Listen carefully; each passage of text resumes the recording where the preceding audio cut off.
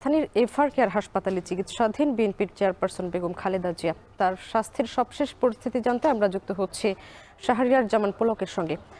পুলক, জানাবেন বেগম জিয়ার স্বাস্থ্যের সবশেষ কি তথ্য আছে আপনার কাছে, আর চিকিৎসকরা আজ কোনো ব্রিফিং করবেন কিনা?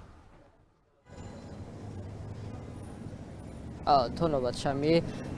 আপনি যেটা বলছিলেন, গত ২৪ দিন যাবৎ বেগম খালেদা জিয়া রাজধানী এভার কেয়ার হাসপাতালে ভর্তি রয়েছেন এবং চিকিৎসাধীন রয়েছেন, এবং এখনো পর্যন্ত আসলে শেষ ব্রিফিংয়ের পর বড় কোনো আপডেট আসেনি তার স্বাস্থ্যের।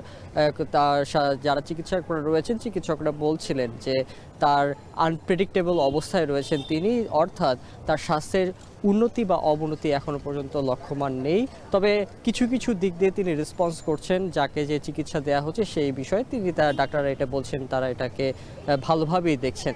তবে এখনো পর্যন্ত বলা চলে যে যেহেতু তাকে স্বাস্থ্যের তেমন বড় কোনো উন্নতি হয়নি, সেজন্য তাকে এখনো পর্যন্ত বিদেশে নেওয়া সম্ভব হচ্ছে না।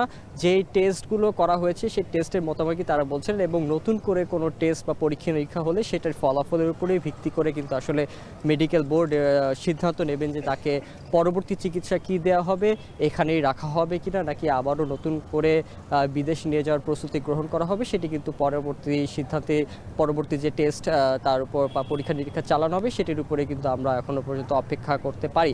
এবং একটু বলা চলে যে এখনো পর্যন্ত কোনো ব্রিফিংয়ের সিদ্ধান্ত হয়নি আজকে, যেহেতু আজকে একটি রাষ্ট্রীয়ভাবে বিশেষ দিন ১৬ই ডিসেম্বর, সেহেতু এখনো পর্যন্ত কোনো রাজনৈতিক ব্যক্তিবর্গকে কিন্তু এই হাসপাতালের সামনে ভিড় করতে আমরা দেখিনি। যেহেতু বিভিন্ন ধরনের রাজনৈতিক প্রোগ্রাম থাকে তাদের মধ্যে, তাই এখনো পর্যন্ত কাউকে দেখা যাচ্ছে না। তবে আমরা খোঁজ পেয়েছি যে বিকেল নাগাদ, অর্থাৎ আসরের পর ডক্টর জুবাইদা রহমান কিন্তু এখানে আসবেন। তিনি এসে কিন্তু প্রতিদিনের মতোই মেডিকেল বোর্ড যারা রয়েছে মেডিকেল বোর্ডের সাথে বসবেন, তারা খালেদা জিয়ার সর্বশেষ পরিস্থিতি সম্পর্কে তিনি জানবেন, এবং পরবর্তীতে আসলে সিদ্ধান্ত হবে যে আজকে কোনো ব্রিফিং হবে কিনা। তো এই ছিল স্বামী আমার কাছে রাজধানী এভার কেয়ারের সামনে থেকে সর্বশেষ তথ্য। এভার কেয়ার হাসপাতালের সামনে থেকে যুক্ত হয়েছিলেন শাহরিয়ার জামান পুলক।